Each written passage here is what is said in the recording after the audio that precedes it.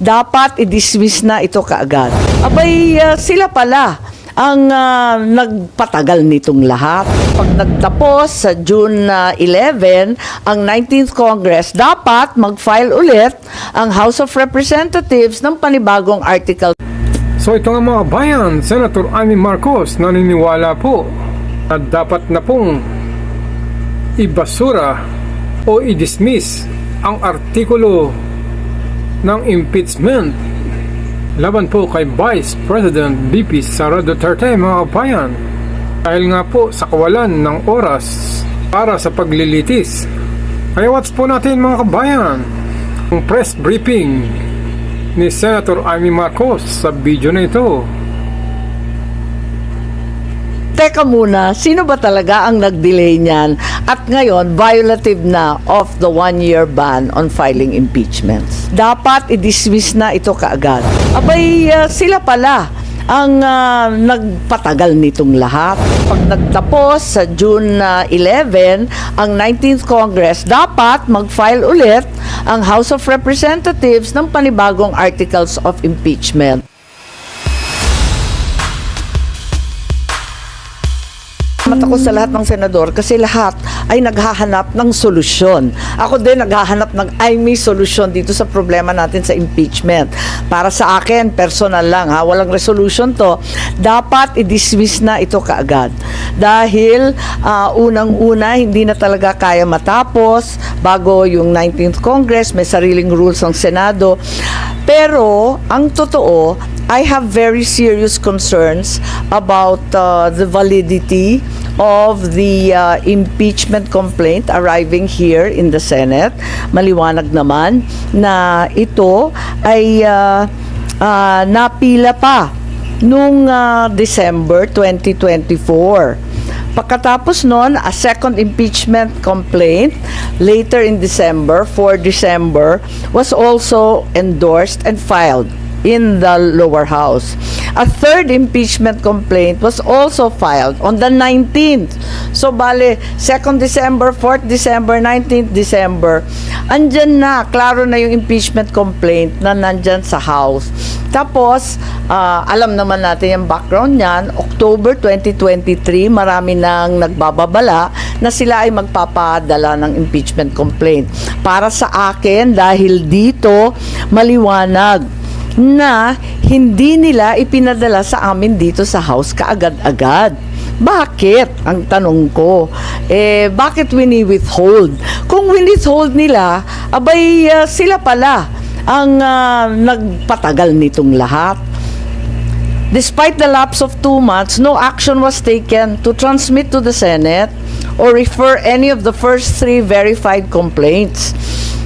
Only on the 5th of February, a 4th impeachment complaint was endorsed and signed and finally sent to the Senate. So, para sa akin, kinakailangan alamin kung tama rin ang ginawa ng Kongreso. Sinasabi nila dinelay ng Senado. Ang akin, teka muna, sino ba talaga ang nag-delay niyan? At ngayon, violative na of the one-year ban on filing impeachments. Ma'am, do you think it will cross over to the 20th Congress? Hindi nga ako naniniwala dyan kasi may ruling naman, may rules ang Senado. All pending matters and proceedings shall terminate upon the expiration of one Congress, may be taken up by the succeeding Congress as if presented for the first time. Klaro naman sa atin, kapag nagtapos sa June 11, ang 19th Congress, dapat mag-file ulit ang House of Representatives ng panibagong articles of impeachment. Tulad ng lahat ng ating mga batas, umaabot ng third reading, pag kinapos ang oras, back to square one. Ma'am, anong sagot nyo dun sa sa UP Law faculty, I think Senator De Lima, Senator Drilon, all of these other people who are insisting that you should conduct the trial in accordance with the Constitution dahil nga sabi forthwith? So, Palagay ko, mas importante sa iisang salita na forthwith, ang malawakang kapangyarihan na binibigay ng ating saligang batas sa Senado. So, sa palagay ko, maraming otoridad na nagsasabi hindi pwede at ginagalang natin sila, pero sa kabila nun, ang pinakamaliwanag, ang Senado, ang may kapangyarihan magdesisyon kung ano talaga. Para sa akin, kaduda-duda ang validity, ang tamang pagpadala at endorsement ng Congress.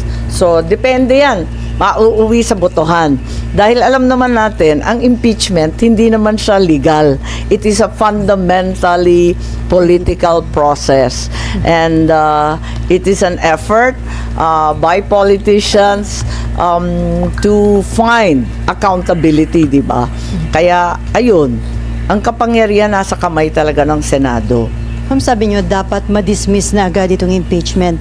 Paano at kailan? Kasi on June 11, nakaschedule kayo para dun sa presentation ng articles of impeachment at pag-convene ng impeachment court. Ibig sabihin, para sa inyo, hindi na dapat umabot sa punto na yon. Dapat i-dismiss na agad? Para sa akin, wala na talagang panahon para sa trial.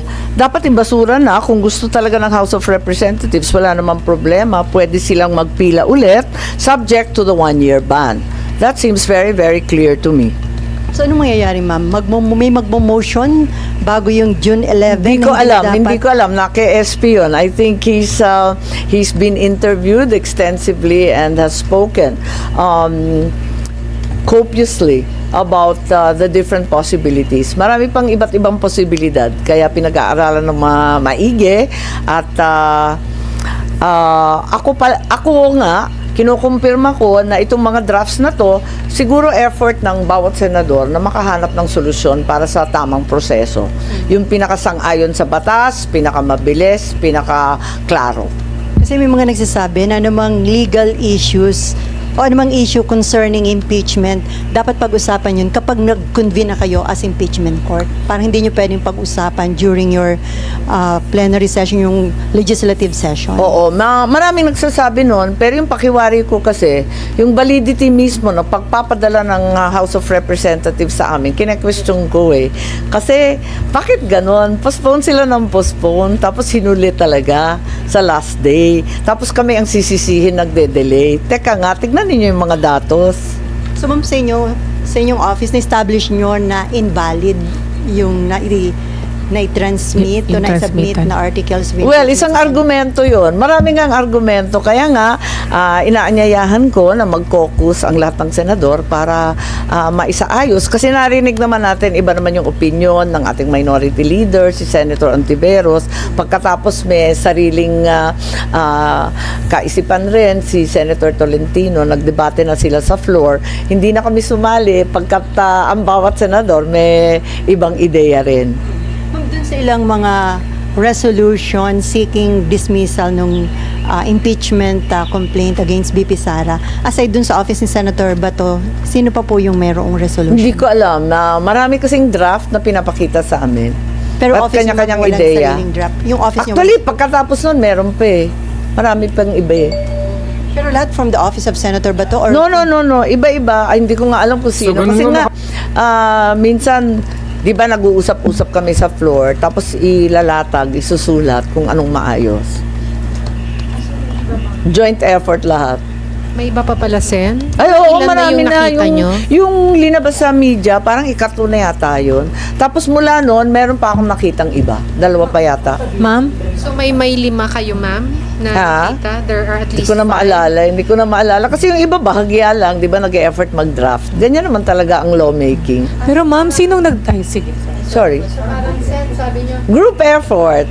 Parang group effort based on chismis. Pero Sounds sinong nasa familiar group? ba? Ma'am, Nauso yun eh. Ano yung sinong Duterte nasa group? Black ba, ma'am? Yung may Hindi. group effort? Hindi. sorry ma'am, iyaano ko lang, Sen, ha? So parang third na kasi Hindi. nakita ninyo.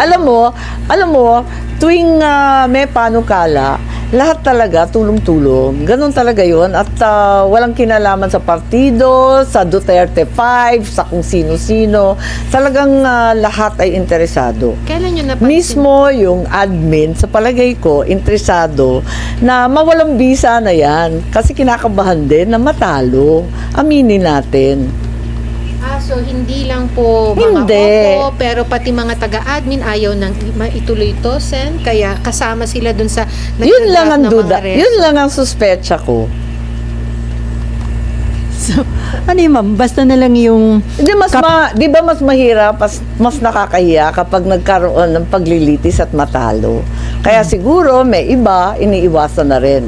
So, ma'am, ba't maraming draft resolution? Kasi, Lahat hindi sila- naghahanap ng solusyon kung paano gagawin to, kung papatawirin hanggang sa 20th Congress, kung magkukumpuni ng impeachment court, kung iiwasan na yon, i-dismiss outright, kung ano ang ibig sabihin ng forthwith, at kung talagang nag-delay yung Congress at violation na ito ng 1-year ban. Lahat kami talagang naghahanap ng solusyon. Nakakasunog na lang kilay ito gabi-gabi, sa totoo lang. So- Walang maliwanag kasi yun nga, tulad ng sinabi ko kanina, the reality is the Constitution gives the Senate great breadth and leeway to formulate its own rules in what is essentially an exercise in political accountability. Hence, it's but right that the politicians and those elected by the people formulate their own rules and pass judgment.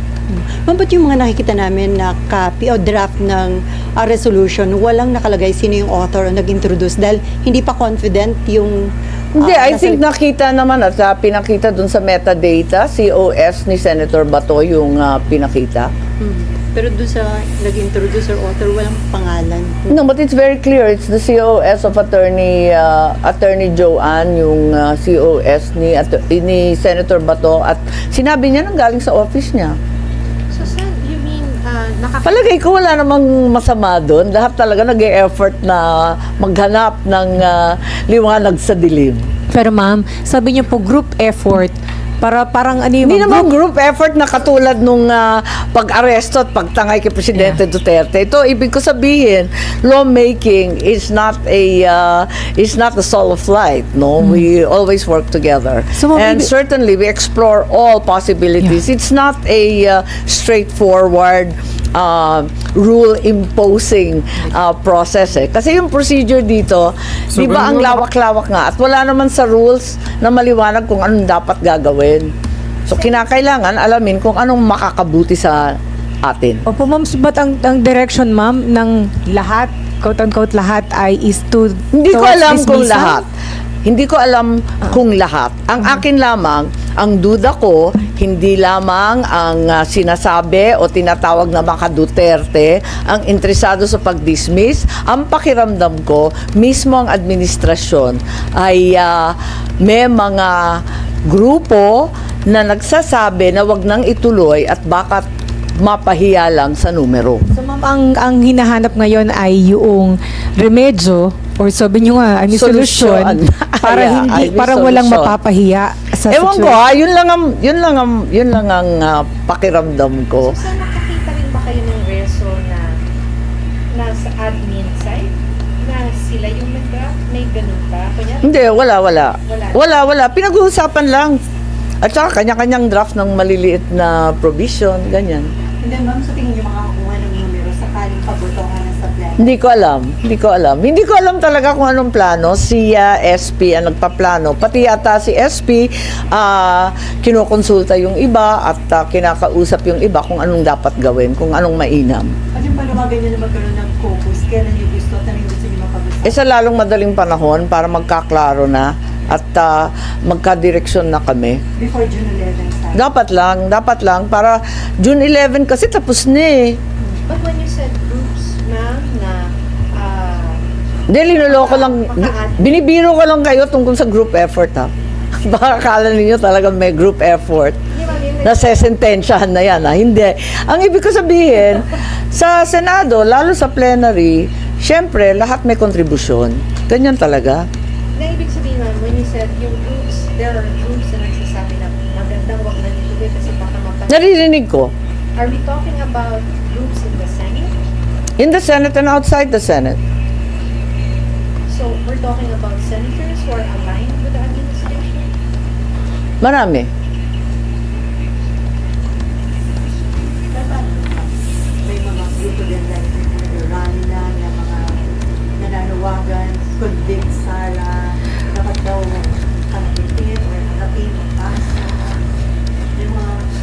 Sa, Different sectors. sana ba yun, ha? Chinecheck ko nga eh. Ang totoo, ang katotohanan ay maraming kaso nakapila kay VP Sara, no? Ang dai-dai niyang kaso at hindi natin masasabi na kumbaga walang accountability. Marami pa rin pananagutan kasi ang dami pa rin kaso. Nakita naman ninyo sa COA, sangkatutak pa ang kaso sa COA, disallowance regarding the confidential funds, nakatenga pa rin yan on appeal before COA Commission. May 3 petisyon tungkol sa confidential funds sa Supreme Court. So tuloy-tuloy pa rin yan. Tapos may COA proceedings sa 2023 confidential funds about OVP, pati na rin ang DepEd. So, hindi kumbaga makakaligtas kung may anomalya man. Talagang maimbestigahan to ng todo-todo. So, ganun nga Meron pang DOJ criminal complaint. Tapos meron pang, di ba ito yung grave threat, inciting to sedition? Chinecheck ko eh. Kasi yung iba sinasabi, makakaligtas, makakalusot. Hindi naman, wala naman lusutan. Alam naman natin ang ending ng impeachment, di ba? Magpipila pa rin ang kaso. Ang totoo, may kaso na eh. So para sa inyo, yun ang mas tamang step or... Well, sa ngayon, unless mag-umpisa na naman ang panibagong impeachment. Pero ma'am, kasi may mga sinasabi rin na pag hindi nag-impeachment trial, that would deprive the Vice President of her opportunity to defend herself dun sa mga allegations. And sabi din naman niya, handa siyang humarap, gusto pa nga niya ng bloodbath. So why deprive her of that? Ang sa akin naman, walang kinalaman sa pakiramdam o nais ni VP. Ang sinusundan lang natin yung batas. Para sa akin, mali yung pagpapadala rito. Invalid na kagad. Kasi 4 na complaint. Bakit inupuan yung 3? So ma'am, yung Tapos magtututuro ngayon. Hindi naman yata tama yun. ma'am, yun ba yung practical way out of this? Na yun, makita na invalid siya. I'm not really So, looking for a way out because like I said, there will be no way out. Accountability will remain and responsibility will have to be assigned. If there's any malfeasance, misfeasance, nonfeasance, if there's any criminal act involved, certainly COA, the Supreme Court, the DOJ will get to the bottom of it. Ma'am, you're vying for Senate presidency. Naniligaw ka na ba sa mga kasamahan mo para suportahan ka? Hindi. May nakisuyo lang sa akin kung baka ako na lang daw ang tatakbo. Palagay ko, ang gusto lang nila, makipag-umpugan ako kay Tambaloslos. Kay House Speaker. Pero hindi seryoso yun, ma'am? Or are you seriously considering to... Actually, hindi ko masyado iniisip sa totoo lang. Kus- Ha? Actually, nakikinig ako sa mga kandidato, 'di ba? Klaro naman na si SP Cheese tatakbo muli.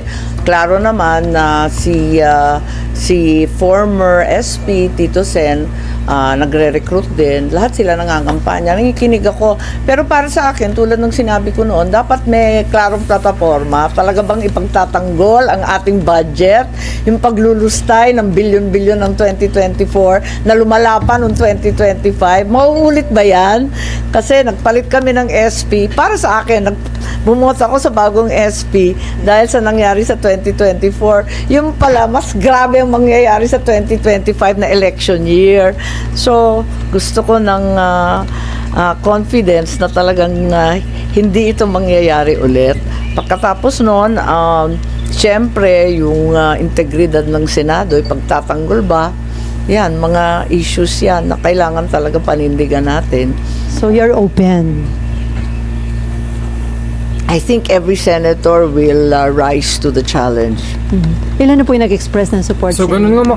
nga I'm not free to say so. Pero nagte-text ka na rin ba sa mga colleagues ninyo? Ay, para- hindi. Ay, nagte-text. Mahilig ako mag-text eh. Marites ako eh. Talaga nagte-text ako sa iba't iba pero hindi tungkol sa kampanya. Pagod na ang mga kampanya. Ma'am, balik ko lang po doon sa impeachment. Ma'am, sabi nyo, lahat naghahanap ng solusyon. Ma'am, Oo naman, kasi Opo. talagang mahirap itong sitwasyon natin. Kailangan magklaro. yes, ma'am. So, hindi nyo, ma'am, anong malamang na mangyayari, hindi na magko-convene ang Senate as impeachment Hindi court ko on alam, Wednesday? hindi ko alam. Ayoko mag-speculate dahil like I said, we have all the options open. Every senator has his or her opinion and we respect their right to air their views. Wala pang consensus sa madaling salita. But what solution are you looking for? So, when you say, Well, the best way to deal with the impeachment complaint endorsed to the Senate, obviously. Whether it bridges over to the 20th, whether that's no longer possible, whether we take cognizance and constitute as an impeachment court, etc., as we've spoken about repeatedly. At kasama po ba kayo dun sa nabanggit po ni Senator Bato that there are senators na nag-i-input dun sa draft? Oo naman, oo naman. And ano po yung inputs na nakikita nyo, sir? Eh kasi nga yung input ko nga, yung sinabi ko kanina, napalagay ko, yung validity nung in-endorse sa amin dito sa Senado should be assailed in the first place. Kasi dun sa draft resolution na kumalat, ang ina-assail dun mismong Senate na it failed to act on the impeachment cases for... Ayun na nga parang sinisi namin sarili namin. Kaya nga. Exactly Kaya nga. talagang parang, hello, may benta ba yan? Kaya yun ang kailangan baguhin, ma'am. Kasi, yun nga, practical sinisisi sarili nyo eh. Kaya nga Pero ito, hindi naman panahon ng sisihan o turuan, Basta maghanap tayo ng solusyon kung anong magandang gawin at kung alin ang sang-ayon sa batas. So, nakita niyo walang mangyayari impeachment trial? Hindi ko alam. At kung mangyayaring magkaroon, Everything's still possible. It's all up in the air. Like I said, we haven't met. We haven't come to a consensus as a body. And certainly, all options remain open. And I think every senator needs to be heard. at kung matuloy mga impeachment trial, considering yung magiging bagong composition ng Senate sa 20th Congress, kasi may chance ba na ma-acquit or Bilangin na lang ninyo. sabihin lang niyo, if it's a political, Bilangin na lang ninyo nga. Sen, can we clarify? Can we clarify, Sen? Do you think there's no numbers to convict the Vice President as we speak of the composition, whether sa 19th or 20th Congress? Well, I've loosely said that walang numero. Pero ang realidad, kapag impeachment, it stands and dies on the basis of evidence clearly. So I can't make such a roughshod statement. Given that the reality is no evidence has been presented at all so far. Yung mga senators po, they are maintaining na constitutionally bound yung Senate. So, ganun nga That's right. That's the argument of the minority. Pero ang argument niyo po ba is dahil invalid yung articles of impeachment na pinadala ay wala na din yun, yung ganun. Well, I have very serious concerns about the validity of the impeachment endorsed to the Senate. So para po sa inyo, hindi na kayo bound to act on that articles of impeachment. Pero ako lang yun, no? Yun yung input niyo. Kanya-kanyang input kasi di ba? Pati si SP may sariling input din Parang ganun din ang iniisip niya. Marami rin nag-argue sa forthwith. Meron ring si Senator Tolentino na functionally dismissed.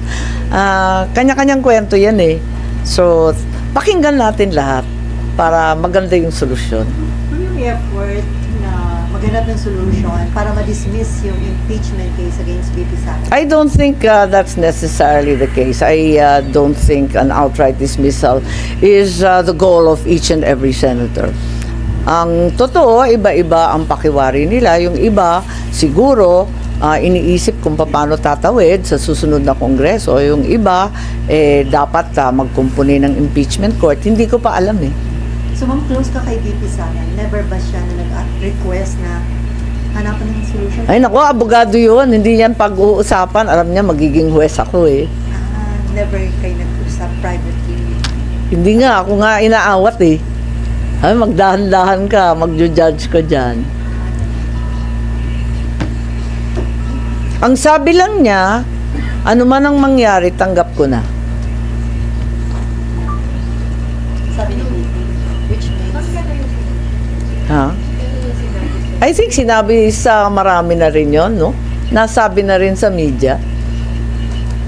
Sen, maybe you'd like to react on Davao City Mayor Baste Duterte's statement saying that O, nagkita kami sa Hague at naintindihan ko siya. something about being at least he may not be approve of the Marcos but not with you. Parang he's casual with you. That's Hindi, just nagkita kami. Nagkasabay kami eh sa birthday. Yun nga, ni VP Sara. You understand him in what aspect? How? Why?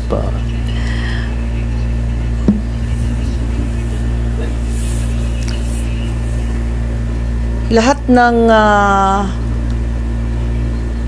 Maka Duterte, lalo na yung pamilya ng Duterte, talagang masama ang loob sa nangyari. Maski ako, umiyak nung nabalitaan ko. So, naintindihan ko ang hinagpis nila, ang galit nila. Ma'am, after midterm elections, At pag pumunta ka sa The Hague, mararamdaman mo, kasi ang lungkot-lungkot doon, kawawang-kawawa talaga ang dating Pangulo. Ngayon pang tumanda at may sakit, diyan pa nagka-problema at mag-isa. Mabuti nga nung pumunta kami, uminit na eh. Ang lamig-lamig daw dati. Ma'am, after midterm elections, ang daming pinapalabas na order si Presidente, like yung pagsasubmit ng courtesy resignation ng mga cabinet members, ng mga GOC's head. Well, so far, 2 pa lang naman ang tinanggal. Pero do you think maganda itong ginagawang hakbang ng Pangulo para sa last 3 years niya maging maayos, effective yung kanyang So, pamumuno? ganun nga Ay, hindi ako mahilig ng mass resignation kasi nabubulabog lahat. Pagkatapos, sana may tunay na pagbabago, maliwanag ang boses ng taong bayan nung eleksyon. Ayaw talaga nila ng pang-aapi sa mga Duterte, ang walang humpay ng pamumulitika, ang walang tigil na pagbabaliwala ng tunay na mga problema tungkol sa agrikultura at pagkain, ang hanap buhay, ang trabaho.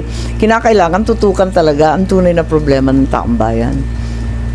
So, yun tungkol sa mass resignation, medyo very bloody naman yata yung proseso. At hanggang ngayon, 2 pa lang naman ang tinatanggal. Ano bang masasabi natin? 4 lang ang tinanggap, 2 lang ang cabinet level.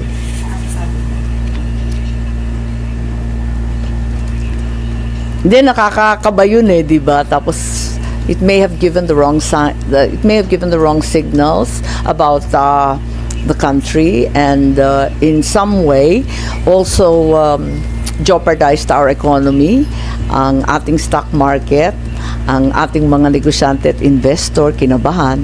So parang nakaka-nervous naman na nangyari kung ang pakay lamang 2 pa lang gabinete. So, ganun nga mga kabayan. Comment lang po kayo sa inyong reaksyon sa video na ito. Maraming salamat sa inyong panonood.